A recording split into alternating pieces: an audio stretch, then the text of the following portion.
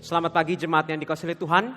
Mari kita buka kitab Injil Matius, pasalnya yang kedua, ayatnya yang pertama sampai ayat yang kedua. Sekali lagi, Injil Matius, pasal yang kedua, ayatnya yang pertama sampai ayat yang kedua. Dan marilah kita membaca dengan keras dan tegas pada hitungan yang ketiga. Matius pasal kedua, ayatnya yang pertama sampai ayatnya yang kedua. Pada hitungan yang ketiga, 1, 2, 3. Sesudah Yesus dilahirkan di Betlehem, di tanah Yudea, pada zaman Raja Herodes, datanglah orang-orang Majus dari timur ke Yerusalem dan bertanya-tanya, di manakah dia raja orang Yahudi yang baru dilahirkan itu? Kami telah melihat bintangnya di timur dan kami datang untuk menyembah dia. Jemaat yang dikasihi Tuhan, tadi Pendeta Anton dengan sangat baik menjelaskan kepada kita. Kita akan belajar firman Tuhan pada pagi hari ini tentang bintang dari timur. Jemaat yang dikasihi Tuhan, kita akan berbicara tentang morning star. Tadi Pak Anton mengajarkan kepada kita bintang timur dari kitab Wahyu. Bagaimana itu melambangkan ciptaan, membawa ciptaan yang baru. Bagaimana itu akan membawa kepada kita kemenangan yang baru. Nah, Pak Anton mengajarkan kepada kita apa maknanya. Sekarang saya akan mengajarkan kepada kita apa wujudnya. Loh, kenapa ini penting, Pak? Apa maknanya hal yang lain, tapi apa wujudnya hal yang lain? Karena percayalah, anak-anak Anda, generasi milenial dan Z, tidak percaya kepada Tuhan Yesus. Salah satu alasannya adalah wujud daripada bintang timur ini. Perhatikan di ayat yang kedua tadi, orang Majus melihat bintang timur itu. Nah, salah satu yang menunjukkan kepada kita, lebih jelas apa itu wujud daripada bintang timur adalah ayat yang ke-9. Coba kita perhatikan. Matius pasalnya yang kedua, ayatnya yang ke-9. Mari kita baca sama-sama pada hitungan yang ketiga. Matius pasal kedua dan kita baca ayat yang ke-9. 1, 2, 3. Setelah mendengar kata-kata raja itu, berangkatlah mereka dan lihatlah bintang yang mereka lihat di timur itu, mendahului mereka hingga tiba dan berhenti di atas tempat di mana anak itu berada. Jemaat yang dikasihi Tuhan, kalau kita di kota Jakarta menatap ke langit, lalu kita lihat ada bintang di atas sana, meskipun susah, polusi jemaat Tuhan ya. Nah, cuman bayangkan aja, kalau Bapak Ibu lihat ada bintang di sana dan bintang itu diam di atas, maka secara natural kita akan percaya itu bintang biasa, betul tidak? Sekarang Anda bawa mobil, waktu bawa mobil Anda menyetir, tiba-tiba bintang itu ngikutin dari belakang. Istri colek kepada suami, Pak kita dikuntitin, sama apa? Sama bintang, jemaat Tuhan ya. Bintang yang ngekorin kita dari belakang, itu pasti bintang gak normal. Jemaat yang dikasihi Tuhan, apa wujud bintang itu? Dari Pak Anton juga sudah jelaskan kepada kita maknanya, tapi ada tersirat di sana makna yang penting. Bintang ini yang kita lihat di hari Natal yang dilihat para orang-orang Majus, bukanlah bintang yang natural, tetapi bintang yang supranatural. Sekali lagi, itu bukanlah bintang natural, itu bukan bintang-bintang di langit. Itu bukanlah planet-planet kecil yang ada di langit, tetapi itu adalah terang kemuliaan Tuhan Yesus yang cerah kelihatan di langit yang gelap, kata para penafsir. Maka jemaat yang dikasihi Tuhan, bahwa peristiwa bintang fajar timur itu, the morning star yang dilihat daripada orang-orang Majus, itu bukanlah peristiwa alamiah, tetapi itu adalah peristiwa mujizat. Dan this is the problem. Dan inilah masalahnya. Kenapa banyak orang barat, kenapa banyak anak-anak Anda di sekolah internasional atau sekolah swasta yang lumayan bagus tidak percaya kepada Tuhan Yesus? Bukan karena jemaat dikasihi Tuhan mereka tidak melihat, bukan karena mereka tidak melihat atau tidak mendengar bahwa Tuhan Yesus menjelma menjadi manusia, tetapi peristiwa Tuhan Yesus menjelma menjadi manusia itu tidak masuk akal. Peristiwa Tuhan Yesus menjelma menjadi manusia itu adalah peristiwa yang tidak masuk akal. Bahwa peristiwa bintang timur, bahwa perawan Maria itu hamil karena kuasa daripada Roh Kudus. Jemaat dikasihi Tuhan, banyak orang tidak percaya justru karena itu tidak masuk akal. Perhatikan baik-baik seorang pendeta reform puluhan tahun yang lalu bernama B.B. Warfield. Dia mengatakan kalimat seperti ini. Timothy boleh kasih lihat quotation daripada B.B. Warfield. Ya, kita akan coba lihat dan saya akan bacakan bagi kepada kita semua. Tolong Timothy siap. Quotation daripada B.B. Warfield. Nah, saya akan bacakan bagi kita semua. Perhatikan baik-baik. Saya akan bacakan bagi kita semua. The supernatural birth of Christ is the foundation of the Christian faith. Betul. Kelahiran Tuhan Yesus adalah fondasi iman kita. Tetapi perhatikan kalimat yang berikutnya. Yet, it is precisely this miracle that modern skepticism most fiercely oppose. Dia mengatakan seperti ini, justru karena Anda semua dan saya, kita percaya bintang timur itu supranatural. Justru karena Anda dan saya, kita percaya kelahiran Tuhan Yesus di rahim Maria itu supranatural, maka kita dihina, dimaki dan diludahi. Kita dikatakan orang-orang bodoh, kita dikatakan orang-orang hina. Makanya seorang ateis yang bernama Richard Dawkins, dia mengatakan kalimat seperti ini. The virgin birth, the resurrection, and the raising of Lazarus, even the Old Testament miracles, all are freely used for religious propaganda.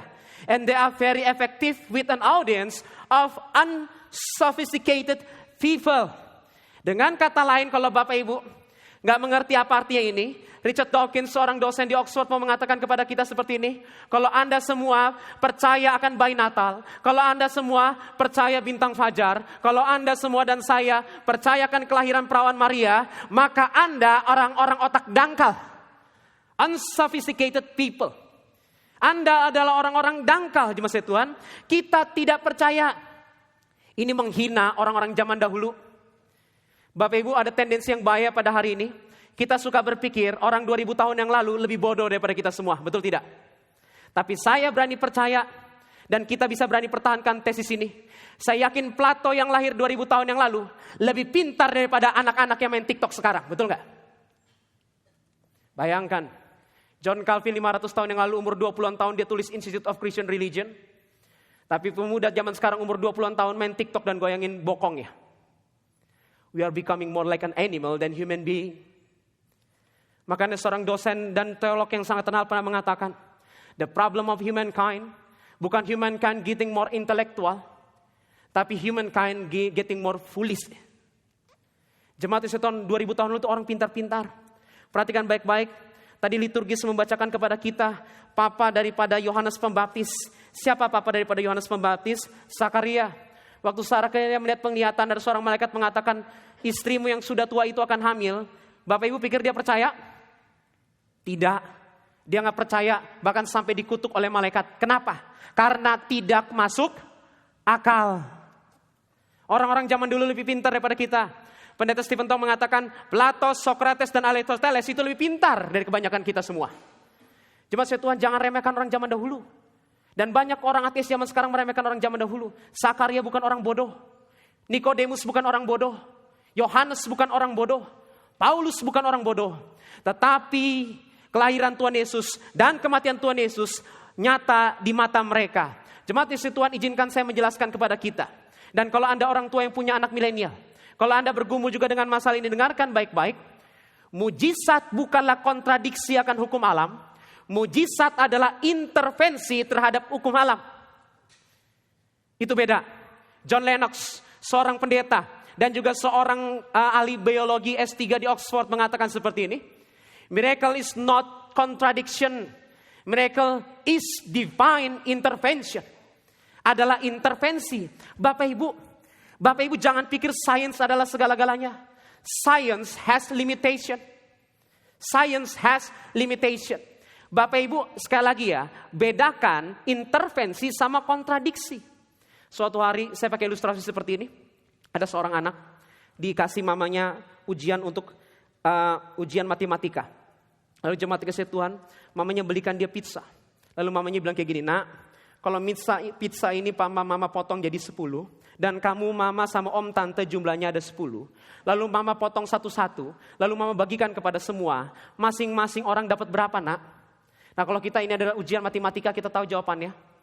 Jawabannya apa? Setiap orang dapat 1/10. Masuk akal ya? This is reasonable my friend. Nah jemaat dikasih Tuhan, perhatikan baik-baik. Lalu anaknya jawab kayak begini, nak kira-kira setiap orang dapat berapa? Lalu dia berkata seperti ini, semua orang dapat 1 kecuali saya dapat 2. Mamanya tepok jidatnya, dia pikir gagal ini. Kuliah mahal-mahal, sekolah mahal-mahal, kok matematikanya error. Nah kalau masing-masing bagi 1, kenapa kamu dapat 2, yang lain dapat 1? Lalu anaknya bilang kayak begini, mama, percaya tidak? Mama tidak akan tega kasih saya cuma 1 potong. Mama pasti kasih 2 kan? Bapak Ibu yang dikasih Tuhan, ada sesuatu yang melampaui dunia matematika. And we call that love. Baru sekalian, kasih itu not contradiction with law, but above human law and reason. Jemaat kasih Tuhan, cinta itu bukan contradiction with reason. Cinta itu above reason. Pendeta Stephen Tong mengatakan this is supra logic, not contradiction with logic. This is supra reason, not contradiction with reason. Ini melampaui logika manusia dan ini tidak kontradiksi dengan manusia, jemaat Tuhan. Inilah di dalam dunia teologi kita bilangnya sebagai misteri. Misteri bukan kontradiksi, misteri adalah melampaui logika. Misteri melampaui rasionalitas. Kontradiksi berlawan dengan rasionalitas. Contoh kontradiksi apa? Segitiga itu memiliki seginya 4, itu kontradiksi. Namanya juga segitiga. Kalau segi 4 itu namanya kotak, jemaat kasih Tuhan.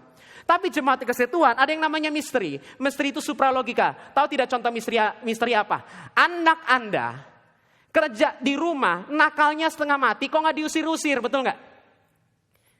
Bikin ekonomi kita rugi lagi. Nganggur, jemaat kasih Tuhan, kerjaannya minta uang jajan buat belanja di Tokopedia. Menurut hukum ekonomi, itu liability, betul nggak? Usir aja itu dari kartu keluarga. Tapi jemaat kasih Tuhan, kenapa anak kita tidak usir? Karena ada sesuatu yang namanya misteri, kasih. Kenapa Bapak-Ibu sekalian, waktu perumpamaan prodigal son, anak yang hilang itu tidak diusir oleh bapaknya. Karena ada sesuatu yang melampaui rasionalitas manusia, namanya cinta. Cinta, jemaat Tuhan, itu melampaui logika manusia. Sekali lagi Bapak sekalian, intervensi itu masuk akal. Kenapa tadi pizza yang harusnya satu orang dapat 1, anaknya dapat 2? Bukan karena terjadi kontradiksi terhadap law of arithmetics. Bukan karena ada kontradiksi terhadap hukum matematika. Tetapi ada intervensi terhadap hukum matematika. Bapak Ibu, justru science, kata John Lennox, mengajarkan kepada kita mujizat itu ada. Bapak Ibu, saya 1 bulan 1 kali atau 2 kali, dan Pak Anton dan Pak Carlos kita pergi ke Pekanbaru. Kami naik pesawat. Bapak Ibu percaya tidak pesawat bisa terbang? Bisa kan? Bapak Ibu, pesawat terbang itu kontradiksi dengan hukum gravitasi tidak? Bukan.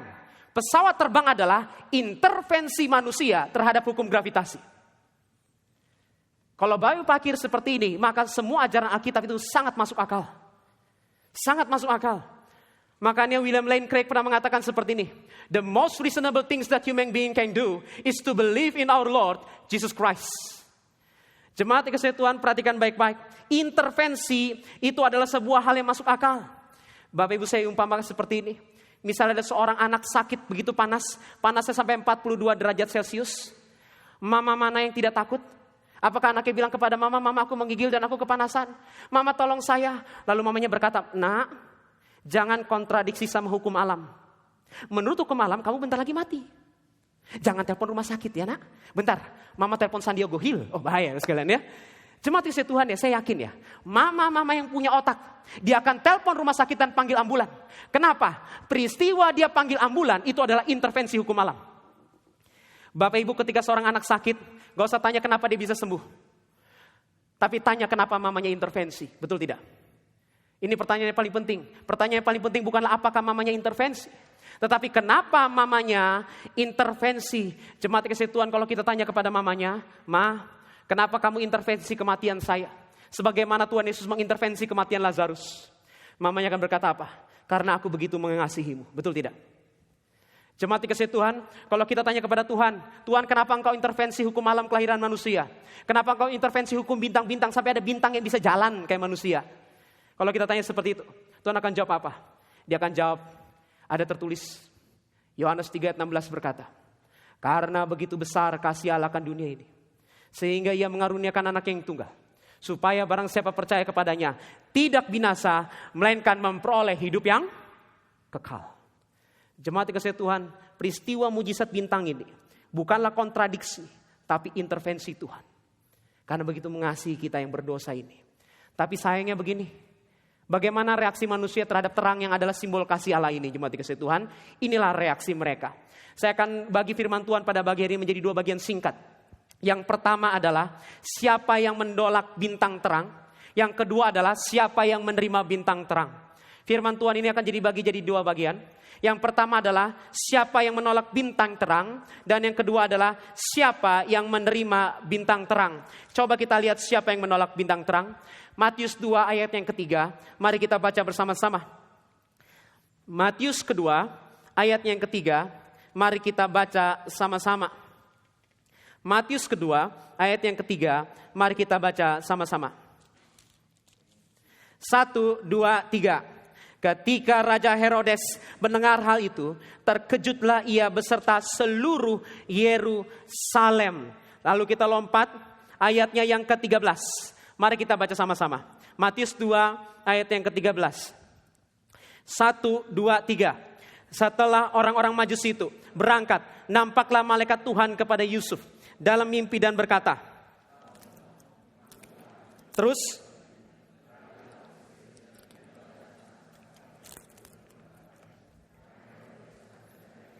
perhatikan, Herodes akan mencari anak itu untuk membunuh dia. Yang kedua, poin pertama yang saya mau bagikan pada pagi hari ini. Siapakah yang menolak bintang timur itu? Herodes atau Herod di dalam bahasa Inggrisnya. Bapak Ibu, kalau orang menolak Tuhan Yesus pada hari ini, kita akan pikir itu masalah otak, betul tidak? Masalah otak dalam arti seperti ini.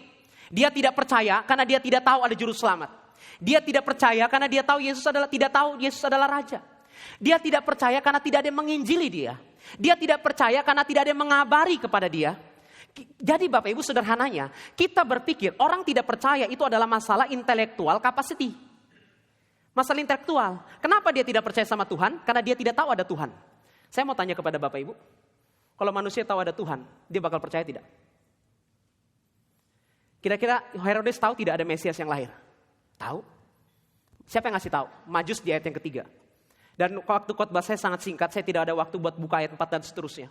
Nanti orang Farisi dan ahli Taurat akan menjelaskan betul, Mesias akan lahir di Bethlehem.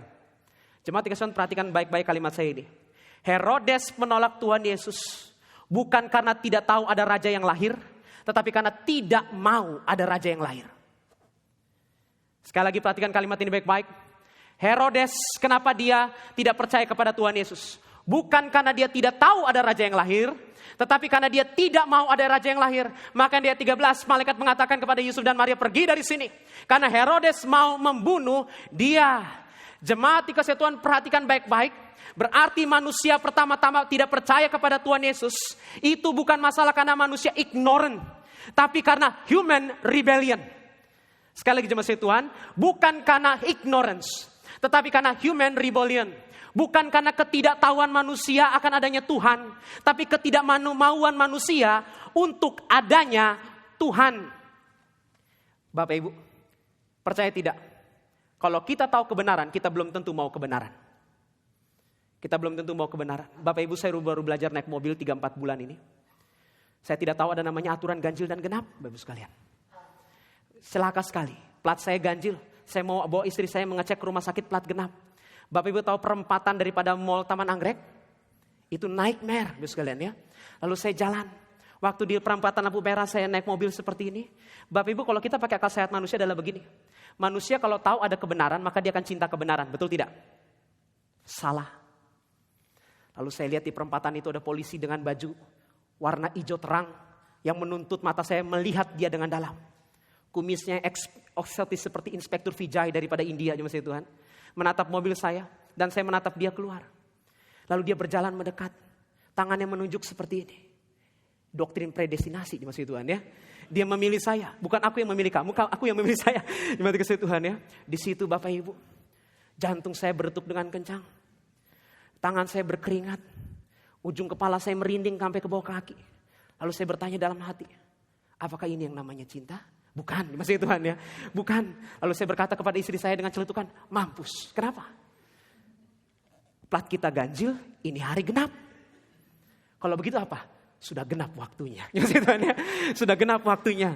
Lalu jemaat dikasih Tuhan, polisi menunjuk kepada saya. Bapak Ibu tahu tidak? Di dalam hati saya apa? Saya benci keberadaan polisi ini. Betul tidak? Andaikan dia tidak ada. Lucu ya? Manusia kalau dirugikan dia pengen polisi ada. Tapi manusia lain pihak benci, kalau dia berdosa dia benci kalau polisi ada. Betul tidak? Baik sekali, mari kita baca Yohanes 3 ayat 19. Kita baca Yohanes 3 ayat yang ke-19. Kita baca Yohanes 3 ayat yang ke-19. Kita baca sama-sama dengan hitungan yang ketiga. Ini ayat yang ke-16 sudah terlalu sering dibaca di hari Natal. Ayat ke-19 suka dilupakan. Kita baca sama-sama. Inilah hati Anda semua dan saya. 1, 2, 3. Dan inilah hukuman itu, terang telah datang ke dalam dunia, tetapi manusia lebih menyukai kegelapan daripada terang. Sebab perbuatan-perbuatan mereka jahat. Bapak Ibu sekalian, good news itu apa? Terang itu datang ke dalam dunia, tapi perhatikan baik-baik. Paul Washer mengatakan there is two side of coin in the gospel. There is two side of coins in the gospel. The first side adalah good news. Good newsnya apa? Allah menjelma jadi manusia karena mengasihi kita. Betapa baiknya Allah kita. Tapi ada bad news. Bad newsnya apa? Kita manusia benci terang. Kita manusia benci kebenaran, betul. Kita semua benci lampu merah, betul gak jemaat dikasihi Tuhan kan? Makanya di Jakarta lampu merah itu 3 warnanya beda, maknanya sama. Hijau jalan, kuning jalan, dan merah jalan. Dikasihi Tuhan kan? Jemaat dikasihi Tuhan, kenapa? Kita benci kebenaran. We hate the truth. Makanya jemaat dikasihi Tuhan, saya kutip seorang ateis bernama Thomas Nagel. Thomas Nagel mengatakan kalimat seperti ini. Coba kutipannya tolong diperlihatkan ke layar. Thomas Nagel seorang ateis. Bapak Ibu kita berpikir ya, orang sepintar Thomas Nagel tidak percaya karena bukti Allah ada itu tidak ada. Salah. Perhatikan kalimat daripada dia. Saya bacakan. I want atheism to be true and made uneasy by the fact that some of the most intelligent and well-informed people I know are religious believer. Dia mengatakan kebanyakan orang pintar adalah orang percaya kepada Tuhan Yesus. Tapi perhatikan baik-baik. It isn't just that I don't believe in God and naturally hope that I am right in my belief. It is that I hope, perhatikan, there is no God. I don't want there to be God. Nietzsche, seorang filsuf yang sangat terkenal, pernah mengatakan seperti ini. Kenapa teman-teman pintar saya para filsuf seorang ateis? Bukan karena mereka tidak tahu Tuhan ada, tetapi karena mereka tidak mau Tuhan ada. Bapak Ibu, kalau Anda tidak mau STNK, kita tidak mau polisi ada, betul nggak? Karena apa? Karena kita sadar, kita manusia berdosa, kita takut penghakiman. Dan kita takut hidup kita diatur sama Tuhan. Seorang penulis yang sangat terkenal. Bapak Ibu dikasihi Tuhan, saya rekomendasikan baca salah satu novel daripada Fyodor Dostoyevsky, The Brother of Karamazov. Bukunya sangat terkenal sekali, seorang Kristen. Dan pakai dari tokoh di novelnya dia mengatakan kenapa ada orang-orang ateis. Inilah alasannya. Perhatikan, kutipan dari seorang Rusia bernama Fyodor Dostoyevsky. Mana kutipannya? Tolong dikasih lihat. Fyodor Dostoyevsky. Perhatikan baik-baik. If God does not exist, everything is permitted. Itulah keinginan mereka. Mereka mau melakukan segala kejahatan di muka bumi ini. Mereka pengen seks bebas. Mereka pengen incest. Mereka pengen aborsi. Mereka pengen menghancurkan dunia pernikahan. Dan mereka mau menghancurkan kedamaian dunia. Mereka tidak mau Tuhan ada. Blaise Pascal, seorang saintis yang sangat terkenal. Pascal itu dipelajari di dunia IPA. Dan dia juga seorang Kristen yang setia. Perhatikan kalimat baik-baik daripada Blaise Pascal. Men despise religion. They hate it and are afraid it may be true. Mereka takut kalau Allah itu benar-benar ada. Jemaat dikasihi Tuhan. Makanya Timothy Keller, seorang hamba Tuhan, pernah mengatakan kalimat seperti ini. Kenapa orang Kristen tidak percaya? Itu bukan masalah lack of intellectual capacity. Itu masalah lack humility. Bapak Ibu, kenapa orang Kristen tidak percaya? Bukan karena Tuhan tidak ada, tapi karena tidak adanya kerendahan hati di hati manusia, mengakui adanya raja di muka bumi ini. Mengakui namanya raja di muka bumi ini. Bapak Ibu, Herodes tahu tidak ada Raja Mesias? Tahu. Tapi kenapa dia tidak berlutut seperti orang Majus? Karena tidak ada kerendahan hati. Dan sangat gampang bagi Anda dan saya kalau kita baca cerita ini, kitalah Majus, musuh bisnis kita Herodes, betul tidak? Sama kayak guru sekolah minggu kalau cerita Daud dan Goliat, kita cerita apa? Anak-anak, Goliat ya jahat ya. Kita Daud, betul ya? Bapak Ibu tahu tidak? Justru kita mau memberitahu kepada kita, Anda semua dan saya kita adalah Goliat. Dan kitalah Herodes. Bapak Ibu kalau selingkuh tidak mau Tuhan ada kan? Kalau Bapak Ibu bisnis kotor tidak mau Tuhan ada kan? Kalau ada polisi pasti ditilang, betul nggak? Bapak Ibu yang dikasihi Tuhan, perhatikan baik-baik. Kenapa kita takut?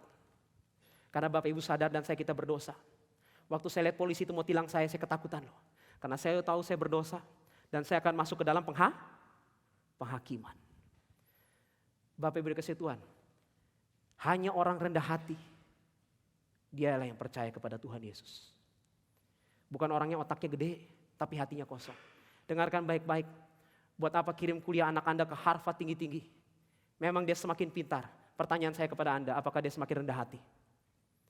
Boleh aja ke Harvard, tapi kerendahan hati bagaimana? Saya memperhatikan banyak orang tua jemaat dikasihi Tuhan di dalam dunia pelayanan anak remaja. mementingkan kepintaran anaknya, tapi tidak mementingkan kerendahan hati anaknya. Akhirnya bangkitlah satu buah generasi namanya milenial dan Z, full of intellectual capacity, but very non-existent of humility. Makanya Bapak Ibu lihat, kesopanan sudah hilang, betul tidak? Dan mereka semua mengatakan apa? Bahkan nanti kalau tahun baru Bapak Ibu lihat ya, yang dia ucapkan terima kasih bukan Tuhan, dia akan tepuk pundaknya, dia mengatakan apa? Selamat pada diri sendiri, sekalian ya. Self-love, self-actualization, and anything madness in this world. Dan Bapak Ibu perhatikan baik-baik, inilah orang yang menolak. Bapak Ibu, saya punya pembantu di rumah saya, Bapak Ibu sekalian, itu melayani 3 keturunan. Namanya Sukemi. Dia melayani 3 keturunan di keluarga kami. Jadi dari papa saya masih SMP, Sukemi sudah ikut di masa Tuhan. Jadi kakek saya meninggal, akhirnya dia ikut keluarga besar kakek saya. Akhirnya keluarga besar kakek saya salah satunya meninggal, lalu dia ikut sama papa saya.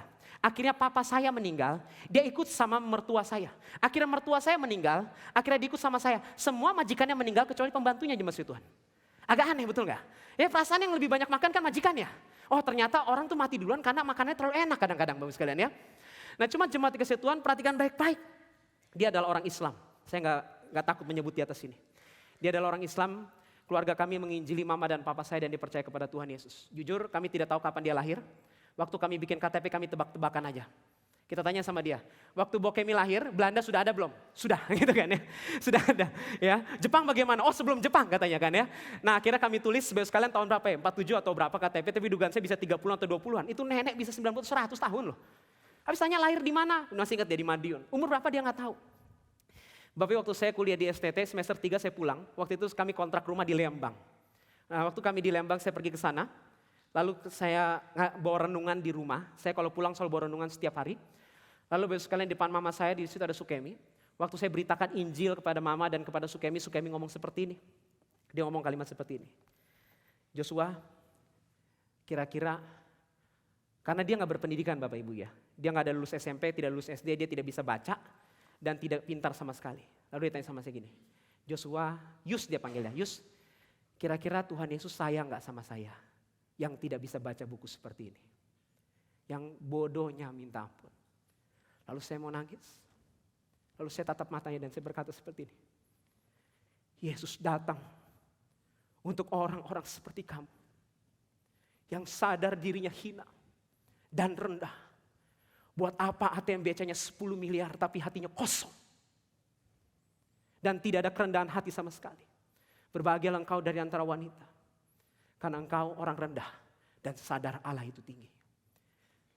1 minggu yang lalu, dia baru meninggal di Lembang. Saya sampirin dia ke sana. Di kasur. Saya bilang sama dia seperti ini. Engkau orang sederhana. Tapi engkau setia melayani 3 keturunan hamba Tuhan dan misionaris. Bahkan pernah tidak digaji. Sekarang upahmu besar di surga. Bukan karena dia tidak orang berdosa. Tapi karena dia tidak seperti Herodes. Dia sadar dirinya adalah orang-orang Majus. Yang mengaku dosa di hadapan Tuhan. Pendeta Anton pernah mengatakan, hai orang kaya, taruhlah mahkotamu di depan. Supaya api neraka tidak mendekati dirimu. Jemaat dikasih Tuhan. Lalu pertanyaan yang terakhir, mohon maaf agak lebih singkat. Siapa yang menerima Tuhan Yesus? Coba kita baca ayat yang pertama. Matius pasal yang kedua, ayatnya yang pertama. Matius pasalnya yang kedua, ayatnya yang pertama. Kita baca sama-sama. Matius pasal kedua, ayatnya yang pertama. Mari kita baca. 1, 2, 3. Datanglah orang-orang Majus dari timur ke Yerusalem. Bapak Ibu, siapa yang mencari Tuhan Yesus? Bukan Herodes. Inilah firman Tuhan bagian yang kedua. Siapa yang menerima bintang timur itu? Bapak Ibu yang dikasihi Tuhan, yang menerima bintang timur itu bukan Herodes, tapi orang Majus. Herodes merasa dirinya hebat dan baik. Tapi siapakah orang Majus? Para pendosa. Bapak Ibu, orang Majus di dalam bahasa Latin Magi. Magi itulah yang di dalam bahasa Inggris menjadi magician. Magician. Dia Kerson, Bapak sekalian, seorang penafsir terbaik dalam bidang Matius mengatakan, mereka ini penyihir-penyihir daripada Babel. Kok penyihir dari Babel bisa percaya kepada Tuhan Yesus? Craig S. Skinner, seorang ahli Injil Matius mengatakan, inilah benih pelayanan Daniel dan Esther. Bapak tahu Daniel Esther dibuang kemana? Babel. Orang Babel, di Babel tuh banyak sekali orang Yahudi. Sampai hari ini ada satu buah Talmud kita kenal sebagai Babylonian Talmud. Bukunya orang Yahudi, jemaat dikasihi Tuhan. Babylonian Talmud. Inilah hasil pelayanan daripada benih Esther. Dan dari pelayanan daripada Daniel. Bapak Ibu pelayanan hasilnya gak kelihatan gak apa-apa. Ternyata Bapak Ibu menghasilkan orang Majus loh. Orang Majus. Dan orang Majus ini datang mencari Tuhan Yesus. Siapa orang Majus? Kafir, penyihir. Baik, seorang penafsir pernah mengatakan seperti ini. Orang Majus cari Tuhan Yesus itu seperti penjudi cari Tuhan Yesus. Nah kalau saya tafsirkan ke zaman sekarang ya. Datanglah ke pecandu-pecandu judi online. Mencari Tuhan Yesus di KKR Pendeta Stephen Tong. Kaget gak? Di masjid Tuhan, kaget gak? Kalau hamba Tuhan Gary datang wajar. Orang-orang baik dalam tanda kutip di masjid Tuhan ya. Tapi kalau penjudi online yang Anda dan saya hina. Kok mereka cari, betul gak? Kok mereka cari? Makanya saya suka kritik kalau orang kritik penjudi online di masjid Tuhan ya. Terlepas itu orang berdosa, jangan sadar. Kita sama berdosanya loh. Kita ini juga penjudi online. Ini orang judi online. Dan ini kabar baik bagi kita semua. Bapak Ibu, kelahiran Tuhan Yesus bertentangan dengan Sinterklas. Kenapa bertentangan dengan Sinterklas? Perhatikan baik-baik. Hadiah Natal dari Sinterklas diberikan kepada orang baik, betul tidak? Hadiah Natal Sinterklas diberikan kepada orang baik. Tetapi orang Majus dikasih hadiah Natal justru karena Allahnya baik. Mereka adalah orang tidak baik, dikasih hadiah Natal oleh Allah yang baik. Ada satu lagu yang sangat sesat mengenai Sinterklas. Tolong kasih lihat di slide. Bapak perhatikan baik-baik. Ini lagunya. Pasti Bapak bisa bersenandung. Tolong jangan minta saya nyanyi. Ya, kejatuhan manusia dalam dosa sudah cukup, nggak usah kejatuhan nada, sekalian ya. Nah, Bapak perhatikan baik-baik ya. He's making a list, checking it twice.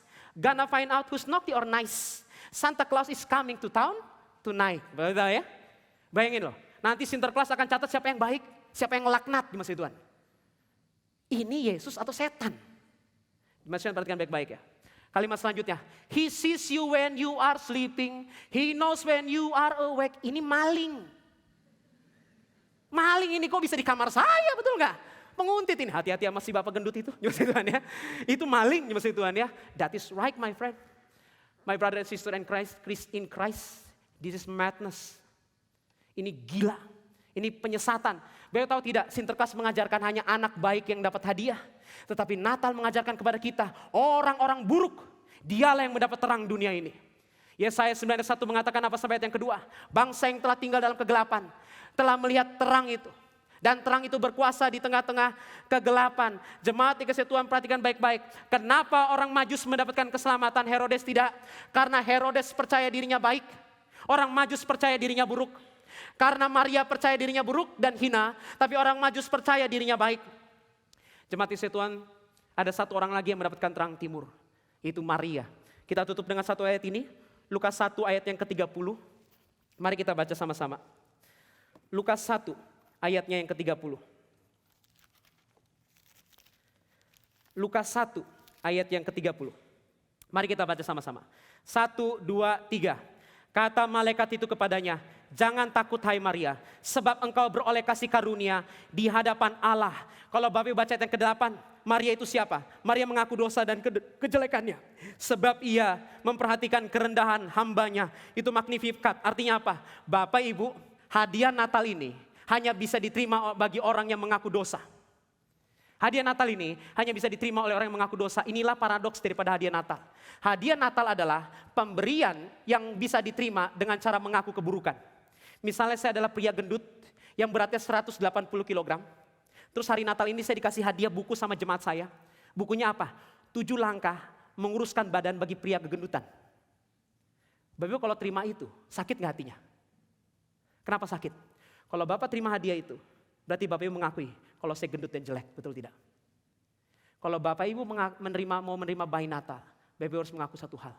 Tuhan, aku orang yang tinggal dalam kegelapan, aku penjinah, aku penipu, aku kafir, aku pembohong, aku tidak setia. Tolong selamatkan aku. Berbahagialah mereka pendosa di hari Natal.